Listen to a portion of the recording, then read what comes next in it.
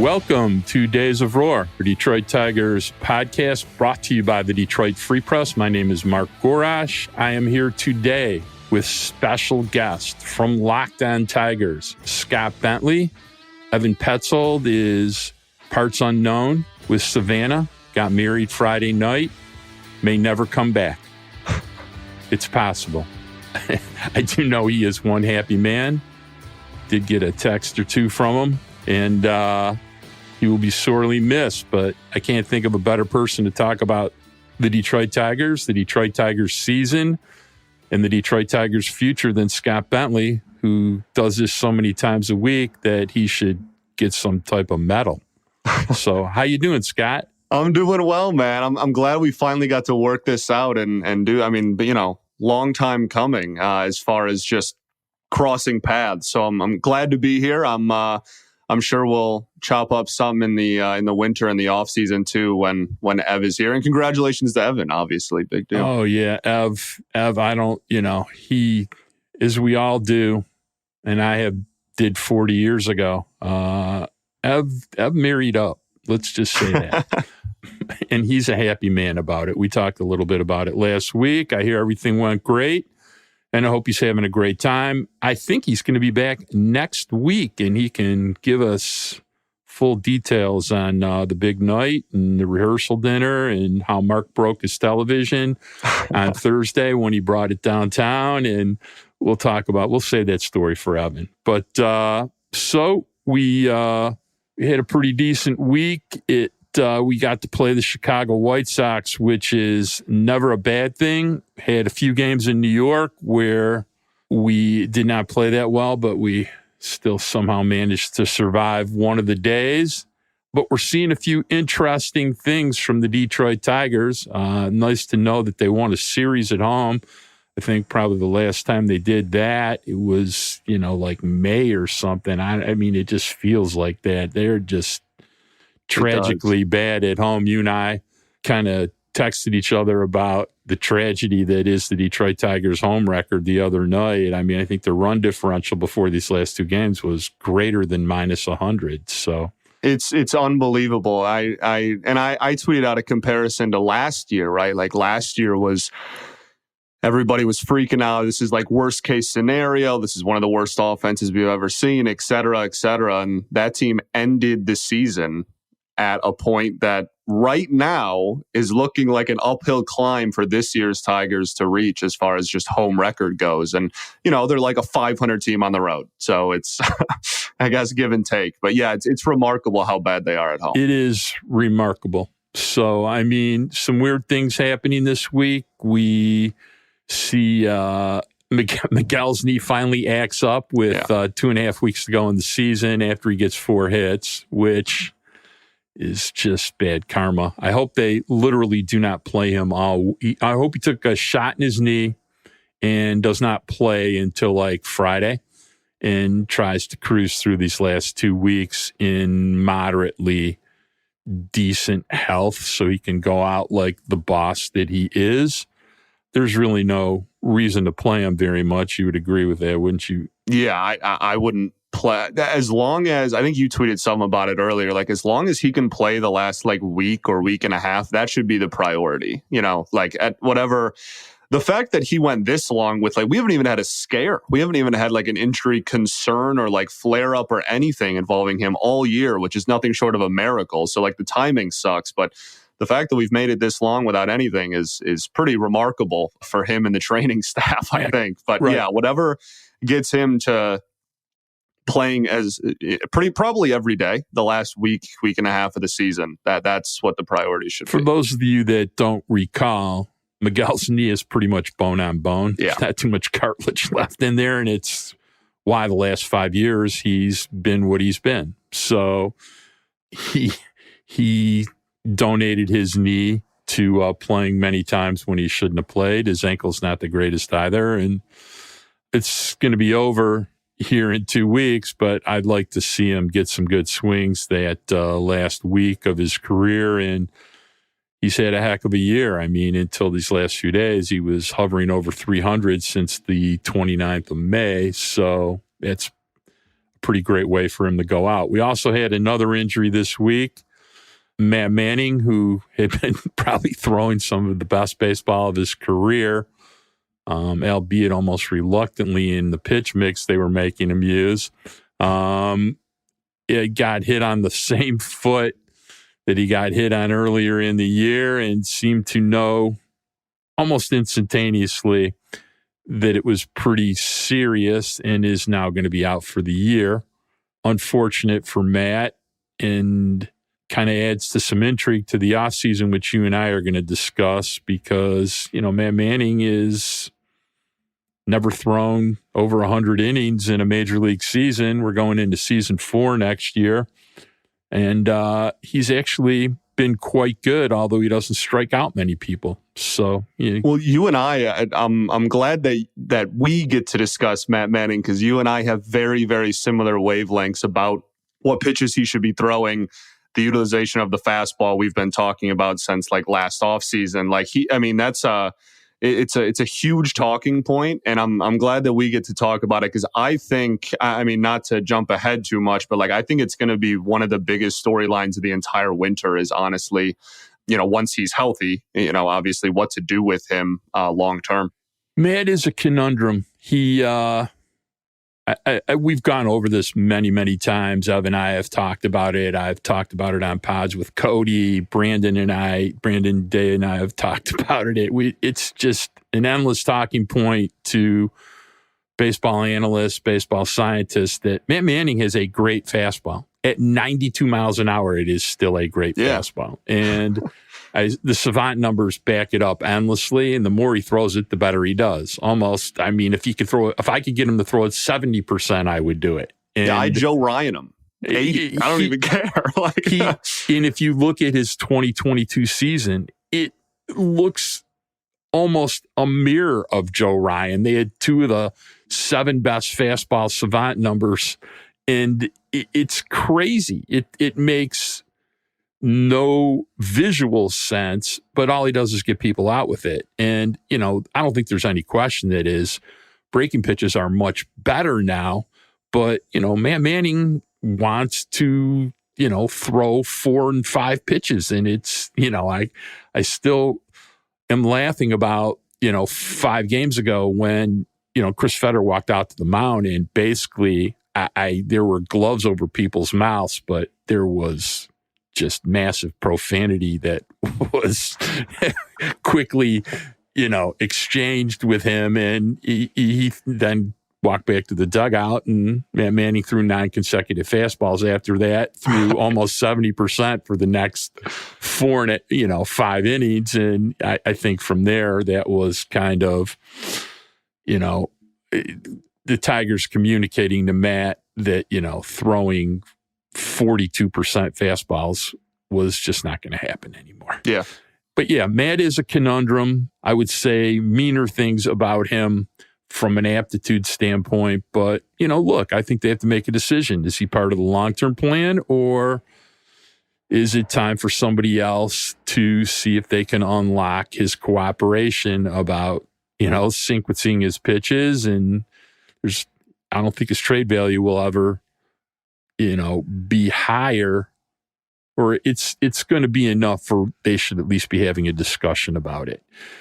I want to get into the big 2, because we do the big 2 here on Days of Roar. So the first question of the big 2 is a little away from this particular topic, which is, what do you think should happen to Javi Báez this winter as far as fixing Javi Báez? Because the insanity of releasing him and all kinds of other fan-oriented nonsense, it's not happening. The idea is you need Javi Báez to be 85% of Javi Báez would be fine, and you need to figure out how to fix him. So I'm curious if you have some thoughts on that. Well, first off, offensively, I would take 50% of Javi Báez at this point. And I think that would be a 2.5, even 3-win player with how good of a defender he's been this year. I first off, I completely agree that there's no possible way he's like, there's a pipe dream that he's opting out. Like, that's not happening. I don't know how you could trade him. I don't even know how that's even feasibly possible. And you would have to add so much incentive to it that it would then become either not worth it on your end from like, we have to add prospects, or like Illich is going to be like, no, we're not paying 70% of this contract for you to, for him to play somewhere else. Like, he's here. And I think when it comes to like fixing him, I know that you and Ev have both publicly said stuff surrounding this as well. But like, the biggest thing for me is just hit fastballs. I don't even care. Like, I don't care about like the approach. People laugh at the approach all you want. Like, I've said this on Locked On so many times. Like, I genuinely do not care about the swinging in the other batter's box. I don't care even a little bit. I care that he can't hit a fastball anymore. And like, that is what back in the day, like, that's what he used to do. Like, he used to, he's put up 6.5, 7-win seasons while still swinging at pitches in the other batter's box. Like, that's, like he that's always going to be a thing. It's always has been a thing, and that's not going anywhere. My biggest thing is just, I would imagine that, just off the eye test, that some of it is bat speed, like just tried. But again, like, age is not going to go in reverse. Like, he's not going to get younger. So if it's not a bat speed thing, then I guess that kind of opens the question to the floor about like how you fix it. But what to fix is just hit fastballs again. Like, that's literally it. He can still bat, like 170 against every other pitch. I don't even care.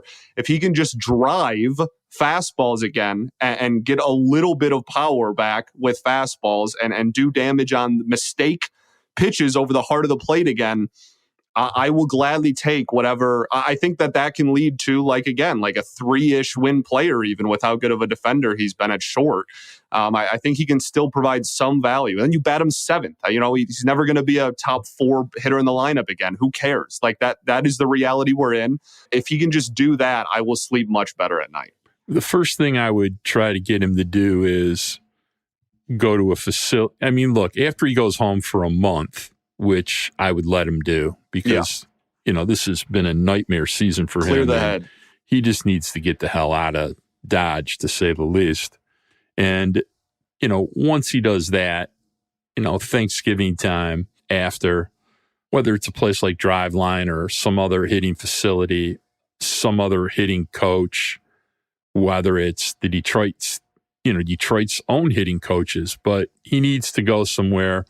They need to get data out. They need to do analysis. They need to show him things, and he needs to craft a swing that'll be consistent, be on time, and hit fastballs. It reminds me weirdly of the same difficulty that Spencer Torkelson had in 2022. Spencer Torkelson could never be on time. He was late, and if he would have played another 20 games, he would have still been late. Right. Okay.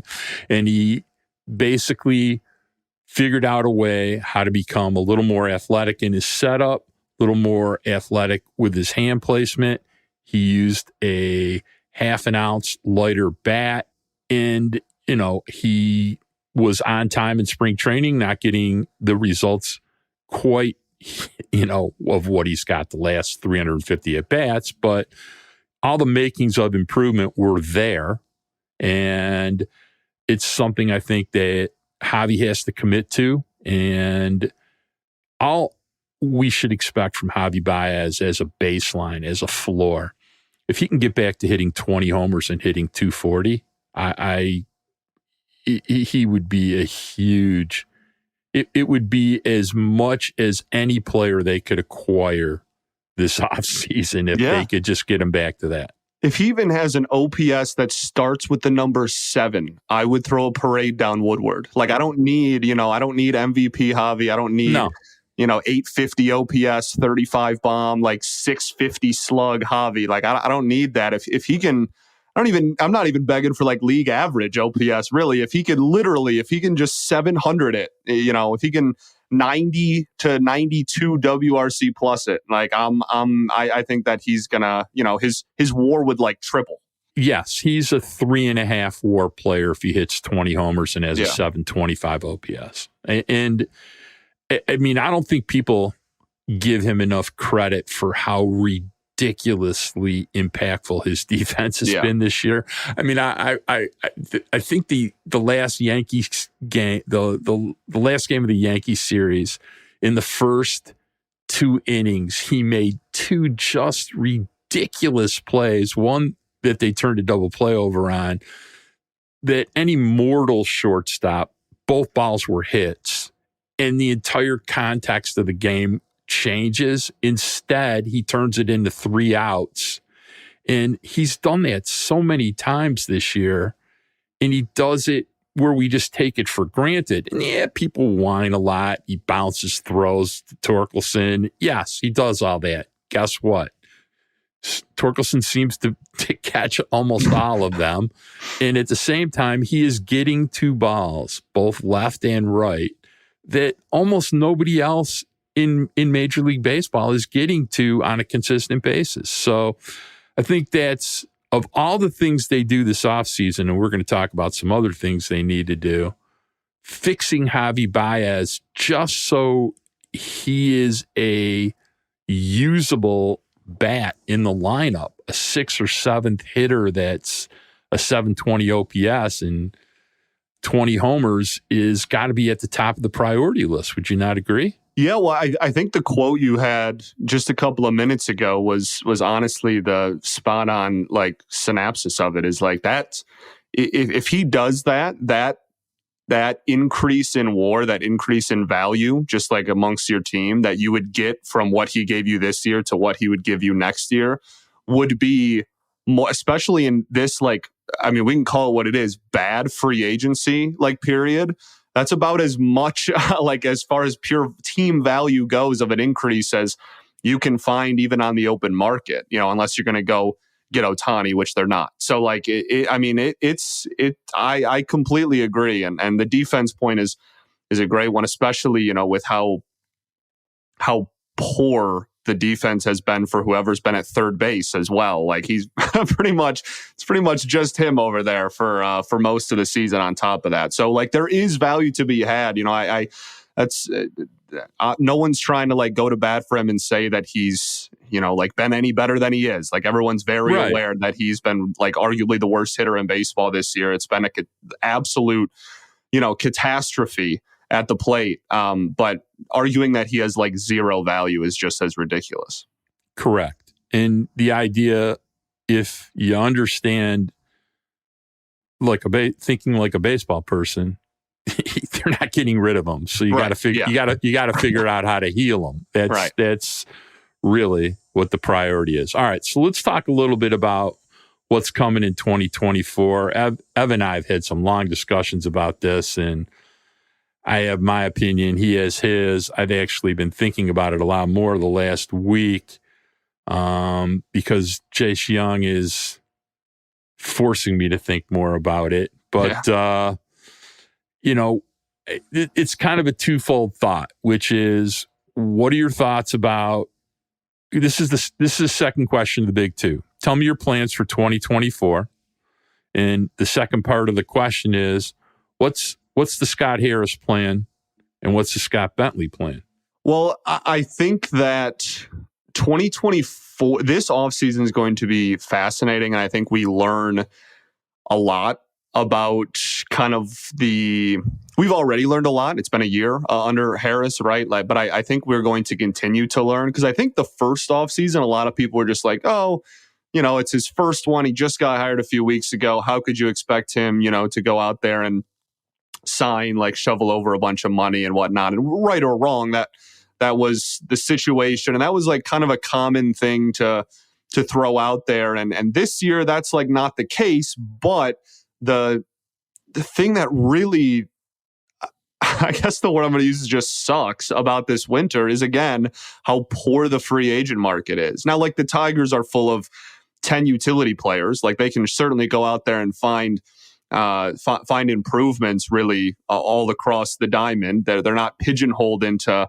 not being able to make improvements, but you're not going to find that huge 25-ish mil like offensive player that can come in and be like a huge thumper for you. Like that's just not on the market again, unless you're going to go get Ohtani, which they're not. And then like Matt Chapman gets all his value from defense. Like people, that's a whole different conversation. People have a lot of opinions about Matt Chapman for a guy that would come here and have like a 770 OPS. So like I think if you would have asked me in March, I would have said that the Harris plan was for him to take the first year, see what he has, and then year 2, he would spend this upcoming winter adding way more pieces than he did in the first winter. But now, the closer that becomes a reality and the closer we get to it, I think that the Harris plan is probably going to be relatively conservative on the free agent front again. And the only, I don't know. I'm not trying to walk a line or walk a fence, but it's hard for me to really disagree with that, with how poor the free agent market is. The biggest thing I want to see, and this is, I guess, kind of something I'm hoping is part of the Harris plan, but would certainly be a part of my plan, is I need trades. I think that this is like the prime offseason for you to trade, especially, we talked about it as well, the trade deadline. Like, you are in a position where you can trade arms for bats. And I think that that's a trade-off that you don't want to deplete your system, but that's a trade-off that I think the Tigers should be very interested in making. And if you're not going to go out and there's not a bunch of free agents available, then I think that it should be at least a conversation to go into this winter and go, you know what, there's some tradable assets in this organization. And we have logjam, might be a little too aggressive, but we have populated positional groups as well. We have a ton of lefty outfielders organization wide, and most of them are around major league ready or in the majors right now. I think that you're in a prime position in a weak free agent market. The Red Wings did it too. Wasn't the greatest free agent class. Guess what? They made a trade. I think that that's something that would certainly be a part of my plan. Well, here's the deal. Let's walk around the diamond. Okay. Sure. So first base, obviously. Yep. Spencer Torkelson, right? Yep. Second base, don't know, right? Don't know. Shortstop, Javier Báez. Yep. Third base?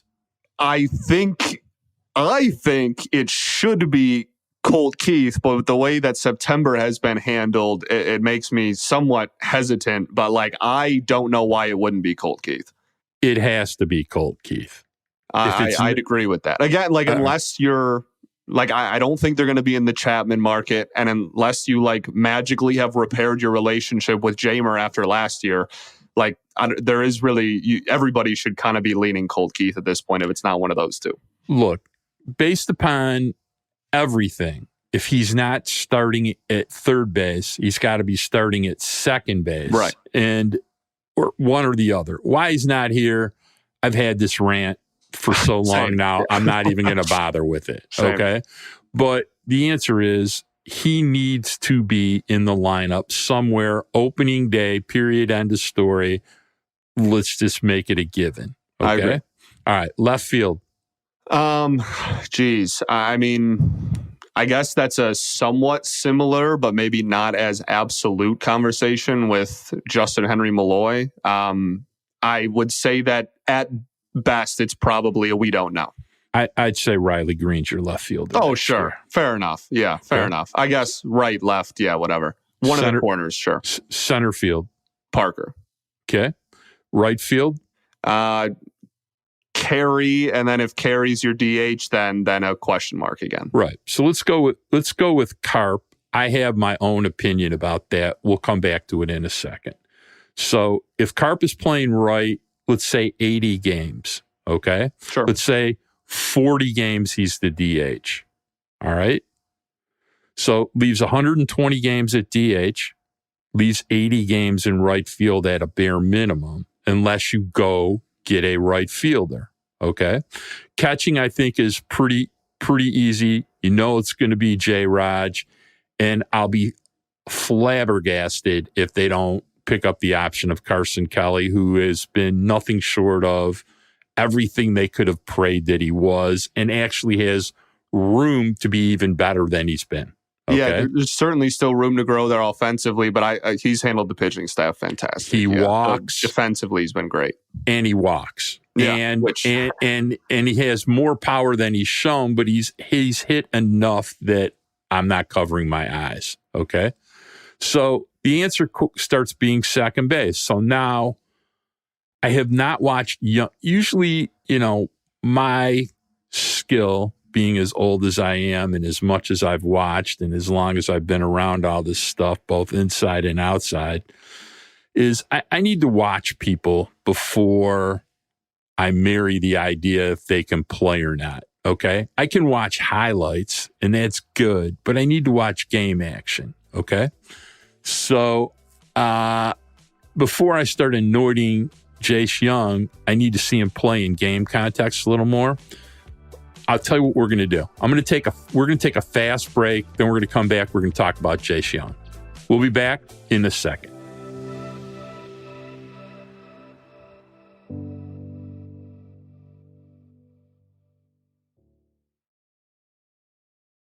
All right, let's talk about Jace Young. Jace Young has gone from, I had a really good year, to borderline being a revelation at this point. I mean, this last 6 weeks is just, oh my goodness. And he's just pounding baseballs, into souvenir land day after day after week after week. The other part that's really interesting is he walks an awful lot at the same time. We can complain about, we don't know if he can handle things defensively, and until I see him play, I'm not going to make an answer about that. I do know he has a decent enough arm to make relays and turn the double play. And I got a feeling from a positioning standpoint in the major leagues, they're going to help him with, I don't think is a big secret, a range issue. But the question is, how soon is he ready to play in the major leagues? And I don't think we know that answer yet, but it might be sooner than we think. Yeah, I think the interesting, I find it fascinating when I think of who drafted Jace Young and then who's in power now and how different his trajectory, even if all the stats are exactly the same, how different his professional career might end up being at the very beginning. If Avila was still running the team, I think we'd be he might be here. Because that's why on draft night, that was one of the reasons cited as to drafting him. They were yeah, the Tigers need offensive help as quickly as possible. This dude's a good college hitter. Those profile usually as the quickest risers through the system. The Angels have somebody debuting that they drafted this year, every season now.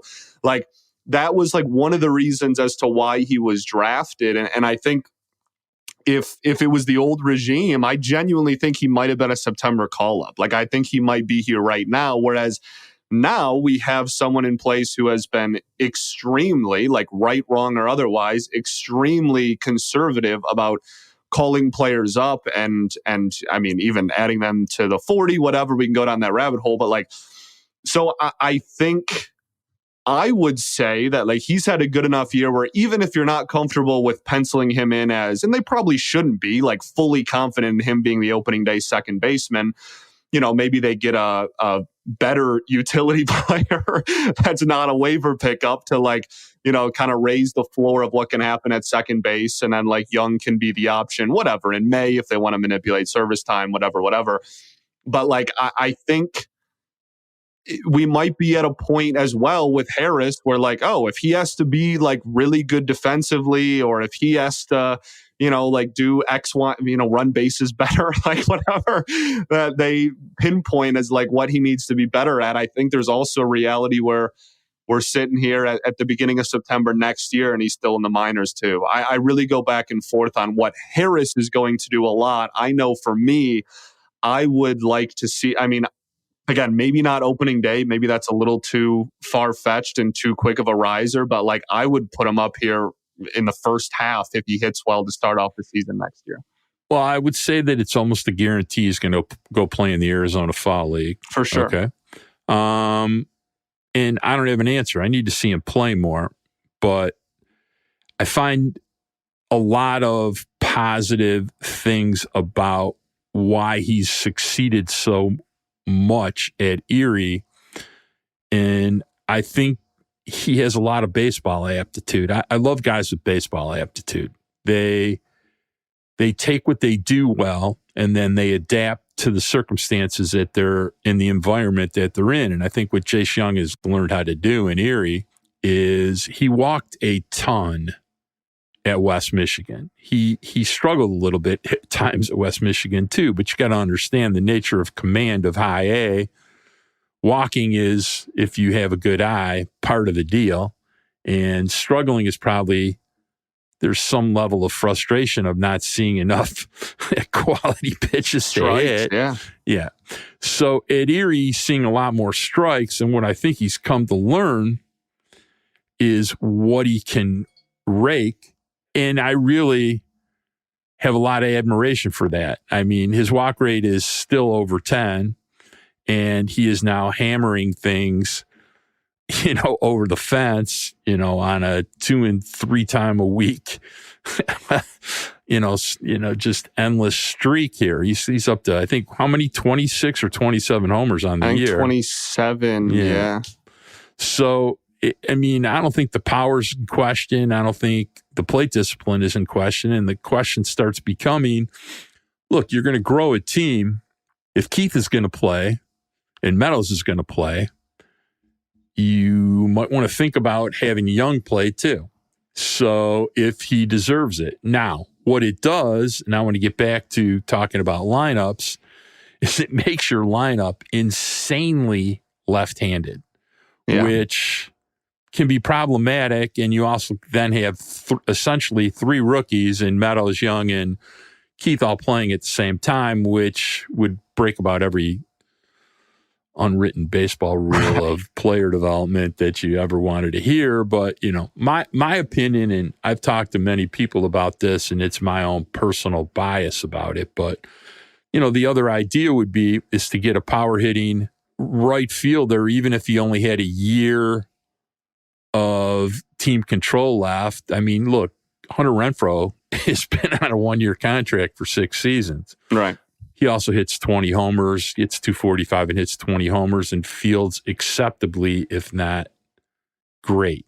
Okay. But he's useful, and he would be the kind of player in a Tiger lineup, adding some power, a guy that hits 20. And the way Hinch is clever about using people, he'd be an effective player. He will be an available player. My personal choice, and my buddy Raj Castillo will always love this because he's been begging for 2 years. But, look, Tyler O'Neill have a year left until free agency, and I don't think there's much question. The Cardinals are dying to move him this offseason. Yeah. He's also a guy that hit 34 homers once, has good enough defensive chops to play center field if he needs to, and I think would be a really interesting guy to play a lot of right field for the Detroit Tigers. God knows they have all kinds of fringe players to trade. They have pitching to trade. I mean, I would expect, I'm not saying they're going to trade Matt Manning. I'm not saying they're going to trade Bo Brisky. I'm not saying they're going to trade Akil Baddoo, but I would not be shocked to see all 3 of them not on the team next year. Okay. And I'm not saying you're trading Matt Manning for Tyler O'Neill, because I'm not sure that's equal value in exchange, but I don't think it'll be real difficult to get Tyler O'Neill. I would trade Bo Brisky for Tyler O'Neill in about 2 seconds. So I think it makes the team really interesting then, because all of a sudden Tyler O'Neill's playing right field and Carp is DHing. Yes, I'm sacrificing J-Hen's at bats for Tyler O'Neill, and we can have that discussion, and it's a worthy debate. but, let's be really blunt about it. Justin Henry Malloy does not have a position defensively on the field. Yeah. He does not throw well. He's not a very good outfielder. He for sure is not a third baseman. He's probably a first baseman, and I think that Spencer Torkelson's probably the first baseman next year, and I'm being facetious when I say that. So, there's not a place for him to really play. And the idea of having a guy like O'Neill or Renfroe play right field and mixing them in the mix and having Carp play DH and other people DH and having essentially 8 positions on the field that could hit over 20 homers is kind of intriguing to me. So, well, and then like you said, defensively, I mean, that if you had a defensive outfield on opening day of O'Neill, Meadows, and Green, I mean, that's a, dare I say, premier defensive outfield pretty much off rip. Pretty interesting. Yeah. Okay. So, what you're getting there is pretty great. And, it's just fun and food for thought. I mean, look, they have enough parts. They need to start thinking about getting more aggressive. My biggest issue with Scott Harris is it takes, if you can't be aggressive, you probably are an assistant general manager. That's my nice way of saying it. I mean, people don't like when I swear on here, so I'll clean it up by saying that. I'm in the same boat.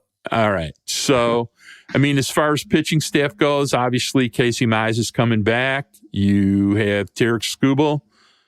Your thoughts on, trying to work out a deal on Erod? What's your thoughts about that? I think I wish we had a time machine and we traded him, I guess is really my starting point. But I think that it's a really fine line. There is always going to be a place in my rotation that I build for a pitcher like Eduardo Rodriguez. The profile ages well. That's always good. But a lefty that just pounds the strike zone, there is 100% of the time when I am building a rotation, there is room for that in it.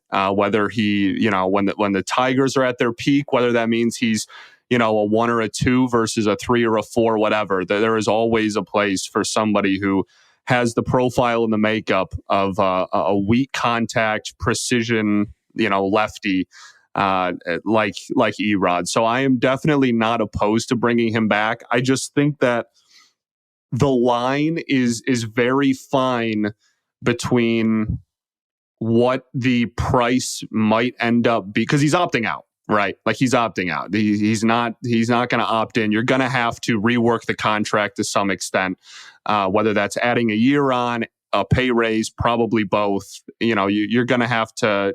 Obviously, you're going to give him a new deal. So with that, I think I have no issue bringing him back. I just don't want it to be, we're doubling down on a mistake we made by not trading him. So we're going to end up like overpaying him because we don't want to make us look bad because we didn't trade him and then he's going to walk for nothing. I want to walk that line of like, I'm more than welcome that he comes back, but I'm not going to pay him 25+ million AAV either. So I think it's a fine line to find that balance. But as far as a priority goes, you're going to have to sign a starting pitcher, even if you bring Erod back, in my opinion. You need innings. So like if you want to start with him and go elsewhere, I'm fine with that. Yeah, I think I've been on record many times discussing what I think Eduardo's value is. I think, he's a 4-year, $90 million kind of contract. And if you want to give him a vesting option for a decent amount of money for the 5th year based on performance as part of the deal, whether it's $5, $7, $10 million, if you want to walk away from him, I would try to negotiate a less onerous no trade clause than they did this time. Probably not a bad move. And I think I've said my piece on how badly I thought Harris. Yeah, same. sat at the poker table on that. But, if they can do those things, I'm all on board giving them a deal like that. I would sign them for $490 plus some money in a vesting option all day. I think it gives you two really, really good left-handers. And I think that I like to tweet this quite a bit, reminding people who live in fantasy land. There's only one pitcher on the staff that's ever thrown over 150 innings in a season, and it's Eduardo Rodriguez. So before you start massaging yourself to the idea that, you have some really good starters, the problem is you got to throw 825 to 850 innings in the major leagues this year. These days, from your starting staff, even at a reduced amount of starter innings. And you do need some guys that can throw close to 150 innings. And I think I feel pretty comfortable with the idea that he can do that most of the time. And again, not the greatest market. Like, pitching is a little bit better than hitting, but we can pretty much just scrap Ohtani. He's not going to pitch next year anyway. But Nola, I guess.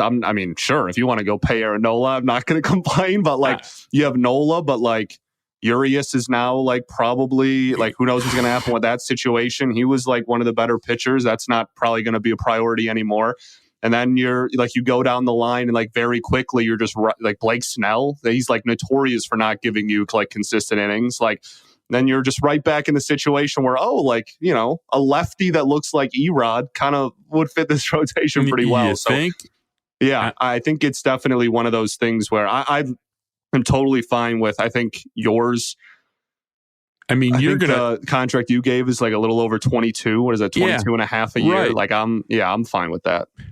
Blake Snell's going to get an awful lot of money. For sure. He may win this. He's got a chance to win the Cy Young in the National League. It'll be his second one, which is kind of amazing. Yeah. But Blake Snell is really, really good. The question is, do you want to give him 5 years, $140 million? Right. Okay. I don't. Somebody will, I promise you. Okay. Agree. Aaron Nola.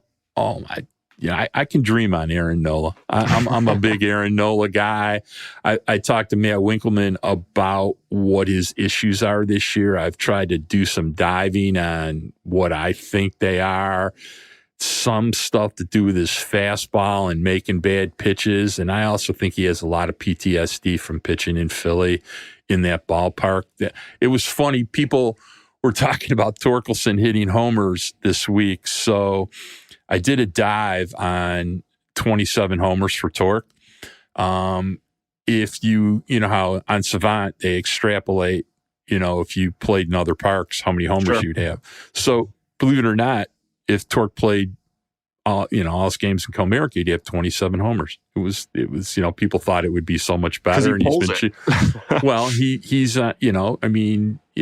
Jerry Mackinnon and I collaborated on a piece about 2 months ago about pull and lift, baby. Pull and lift. And sure enough, holy smokes, it's been a revelation. These, we were all for the Isaac Paredes method of hitting homers. But my point is, he had 27 homers. Meanwhile, the craziest number when you extrapolated it was he would have 37 in Philly. That's a huge difference. So if you think about being a starting pitcher in Philly for, 8 years, yeah, that would probably be wearing on you by now. Okay. That's wild. Yeah, it's pretty wild. There were some crazy places where people, Tampa, actually, he was really good in. San Diego. It was pretty nuts. If people want to go back, go look at Torkelson's Savant page down to almost the bottom, and there'll be a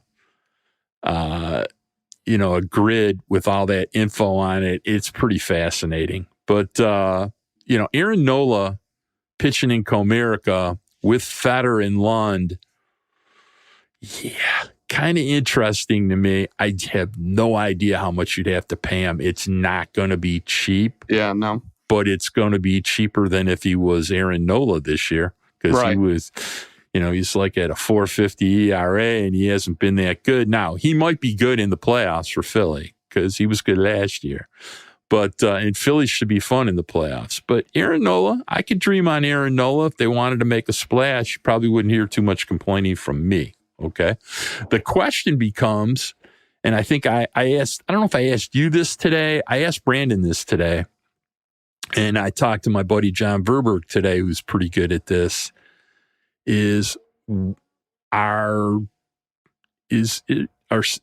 Gibson-Long, who I got to tell you, I've watched him in the minor leagues a few times, and I watched his stuff play here, and I thought it was a lot sexier looking today than I've seen it before.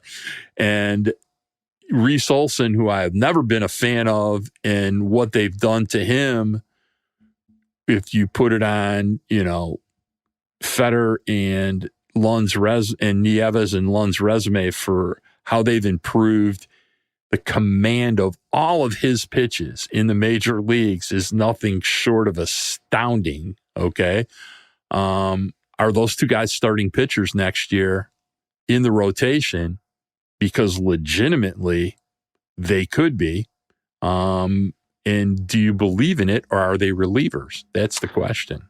For sure. Well, I think, and you and I have talked about this a lot, but I think for Olson at this point, I'm just, if he can even have, and the last couple of starts, he's been getting a lot more, he's kind of like Matt Manning it, where it's like, it's not a swing and a miss, but it's getting out type of pitch. But like the fastball is still like, I'm still not 100% sold on the major league fastball from Olson, but like the slider is phenomenal. Like every single outing, like everything points to that pitch being a huge plus pitch. I love the changeup in his last outing. I think that's been a huge plus. And like I was never huge on Olson either. Like when he got called up, the Locked On episode where he got called up, I was like, yeah, like it's fun, it's exciting, but like I really don't know how this like stuff, and again specifically fastball, is like really gonna play. And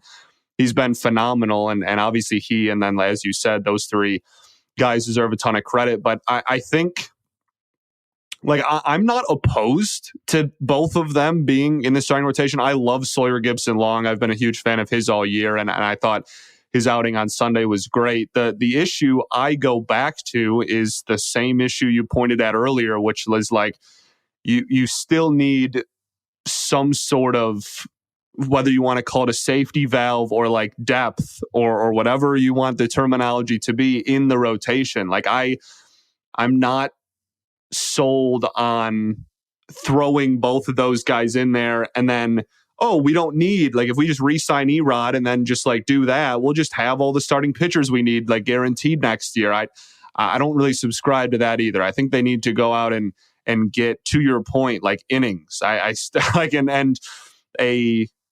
In principle, I'm fine with it, but I still have worries, honestly, more with Olson really than Sawyer Gibson-Long about, how many innings is he going to give you over the course of a full season?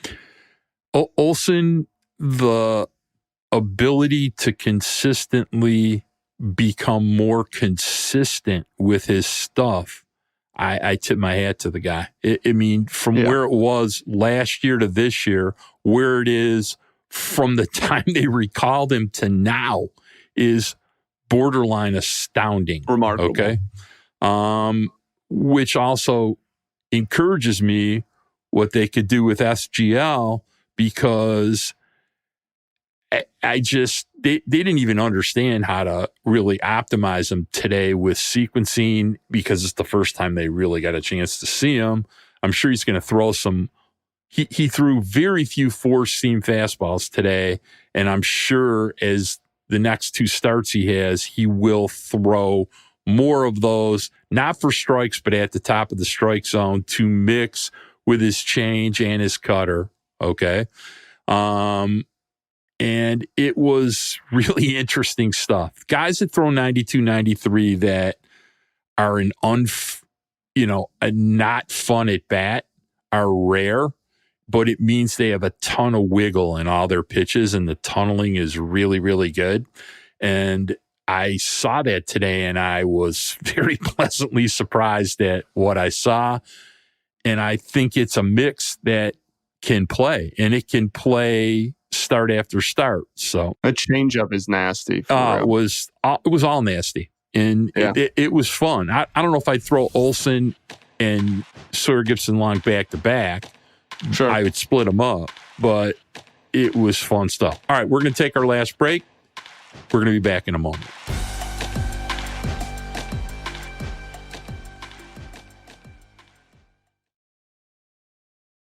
So we saw Alex Faedo this week come in as a reliever, and I was curious if you were as pleasantly surprised at what you watched for a 2-inning stint of Alex Faedo as I was. Yeah, very much so. We talked about it a lot on my show too. Like that is, and that's been something, it makes you, when I have to reiterate it after every single start he has, it makes me sound like I don't like the dude. But like a while now, it's kind of been, the writing has been on the wall of like, this dude could be a really, really solid reliever, multi-inning reliever for this team. It's just like the numbers skyrocket second and third time through the lineup. And when he only has to face everybody in the lineup one time, he looks like that. And I am a huge believer and supporter of Faedo being like, again, like, you don't want, he's had injury problems. You don't want to overwork him, obviously, but you could say that about anybody. Like I'm a huge supporter in him being like a prominent part of this bullpen next season. The stuff has always, the pitches that he does have, 2.5 pitches that he does have, like have always been a reliever profile, but a good reliever profile. I think people always like want to be like offended or say, hear that and have negative connotation towards it. Like, no, like that's still good. Like I'll gladly take a solid multi-inning reliever from Faedo. That would have immense value. Yeah, I was really pumped with the outing, and I'm pumped about next year for him as well. Yeah, his stuff definitely played up. I mean, he was much more towards 95. Yeah.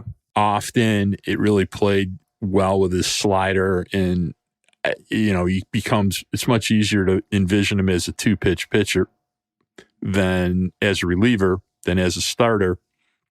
I still hold out some hope for Joey Wentz. Just been a nightmare season for Joey Wentz.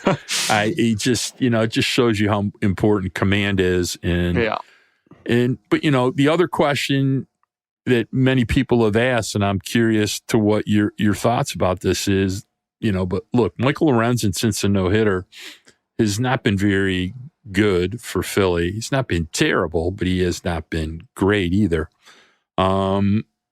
But he's going to be a free agent. He really thrived here. And as a 4 or 5 starter inning eater, he was pretty damn good. And I would, for the right contract, I would be having discussions with him to come back. You got any thoughts about that, or you want to find a new version of Michael Lorenzen? No, I'm not against it at all. I think that, if you get, find another Michael Lorenzen, if you do that successfully, I'm obviously not going to be upset. I think that, again, like you look at his career and then look at what he did in half a season of Federer, Nieves, Lund, right? And it's just clearly night and day. And I give Lorenzen obviously a ton of credit, but this coaching staff a ton of credit as well. And I think I'm not against bringing him back. Again, like I just had a whole spiel, right? Where I still think that there is a lot of innings that are still like left on the table that they need to bring into the starting rotation this winter. So if that comes in the form of Michael Lorenzen, I'm not going to be upset whatsoever. I think if they want to find the next Michael Lorenzen, they best be right. Because if they're not, then I think that starting pitching depth could get pretty thin pretty quickly in June, July, which is now a position you want to be in. And what about potentially spending a couple of bucks on a higher end leverage reliever to go with Lang and Foley? Yeah, I go back and forth about just paying relievers in general. I go back and forth a lot on. I think that maybe I'm just like I'm a child of the Dombrowski era, maybe a little bit too much in terms of how like I look at assembling bullpens, but like this again, like I guess we just keep defaulting to it. Like this coaching staff has like this year, I was genuinely worried in April about how this bullpen was going to perform, like very. And it's been better than I thought going into the season. And last year, you had a ton of bounce back seasons, revelations. Joe Jimenez hadn't had a good year in 3 years. Michael Fulmer hadn't been healthy or had a good year in years. Like you've had a lot of success stories out of the pen where I don't think it's necessarily like a must to go out there and get. I don't think it's like a top priority.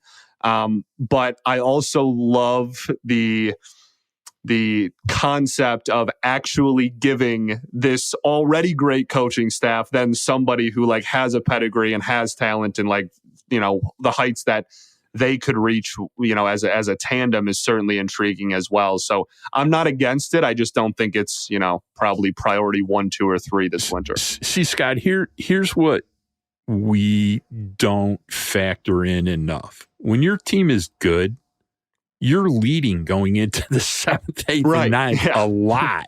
Okay. Very true. And, you can kind of get away with 2.5 guys when you're winning 75 games. If you're winning 90, now guys that are throwing in leverage you got to have more than 2. So, because otherwise they'll be dead by July 1st. Yeah, right. June. So, what I'm trying to think about is another guy of the caliber of Foley and Lang, or even somebody better. I think it's money well spent. It spreads them out a little more, and it tries to foreshadow the idea you might be good. So it's something I hope they give some thought to. And I think this offseason is going to be very, very interesting for Scott Harris. If you're not going to spend on hitters, if you're not going to make a splash offensively, you might as well sign a starter and a reliever or two. I'm certainly not against that. I mean, look, even if they bring back Erod, their payroll is going to be 65 or 70 million dollars. So much money that it like A, coming off the books, but B, I mean, even a bigger, broader topic, but like, how many dudes that are in their first 6 years that like aren't going to come back next year as well? Like, and not that that's a ton of money, but like one after another, it, adds up a little bit. They're going to have plenty of resources to go out and get people if they choose to. All right. Last, before we wrap up, Parker Meadows 0 for 19 this week. It was a quiet 0 for 19. It wasn't like futilely striking out all the time. Hit into some bad luck a few times. I think it's going to be really interesting to see how he weathers this week. I mean, the first 2 weeks were just a beautiful thing. This week, 0 for 19. He has not had a hit since last Saturday. So be interesting to see what we see from him. I mean, obviously the defense hasn't degraded at all, but I'll be curious to see how he weathers this and how he deals with the adversity. Yeah, for sure. I think, the biggest, question mark is probably the way to put it, that I have had about Meadows his entire major league stint so far has just been the K rate. Like I just don't want to see it spike too terribly much, but and it hasn't. Like even as to your point, like even amidst this stretch, like he's not going out there and going 0 for 4 with 3 Ks every night. So I think that as long as the K rate doesn't spike too much, and also he's been like walking at a decent clip as a major leaguer as well. So as long as those two like underlying numbers kind of remain the same, I'm not going to be too terribly worried. But the second that K rate starts getting a little too high for my liking is, I think, probably when I start sweating a little bit more about it. But I mean, for right now, and then to your point as well, he is immense value in center field. He is a joy to watch out there, genuinely. When it comes to rookies, I'm a big believer. I almost love to watch him struggle because the adversity is what makes you a real player. And when you're going to play a whole season in the major leagues, if you can't weather these down trends and these tough weeks or tough months, it's a big red flag for me. So I kind of like to get this out of the way. It's kind of why I've been mad that Cole Keith hasn't been recalled. Right. And same. Yeah. I just thought it was a good time to invest in having those things happen. All right, Scott, I really appreciate you jumping on during the Evan Petzold wedding week. You've been an outstanding co-host, and I'm excited to have you come back and do the show with both Ev and I. Okay. You tell everybody where they can find you when you're not hanging out with me. Well, you can find me on X, Twitter, whatever we're calling it now these days. And my ad is Bentley Scotty, and then I am the host of Locked On Tigers. That ad is just Locked On Tigers. There's the YouTube. There's it's anywhere podcasts are distributed, just like I'm sure yours is. And then if you're a Wings fan, I host co-host Locked On Red Wings as well, and that's just again Locked On Red Wings. Pretty easy to find stuff. So. And then what else do I do?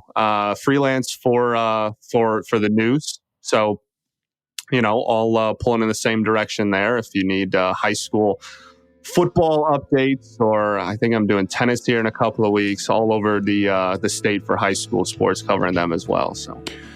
All right. Well, thanks for being here. You did a great job. Thanks for having me. I was excited to do the show with you, and we'll look forward to you hanging out with us again. I want to remind everybody to please rate, comment, and subscribe where you find all your podcasts, especially at The Freep, where you'll always find Days of Roar embedded in every single Evan Petzold article. I'd like to thank our executive producers, Kirk Crawford and Anjanette Delgado. And I don't want to forget Nicole Avery Nichols, the editor of the Free Press. I'd like to thank my grandson, Braden Michael Gorash, who is going to get to talk to his pops here maybe after we're done tonight. And I'd like to say once again to Evan and Savannah, I hope you had a great wedding. I hope you have a long, long marriage and lots of babies. And we'll see you next week. And to everyone out there, I say peace.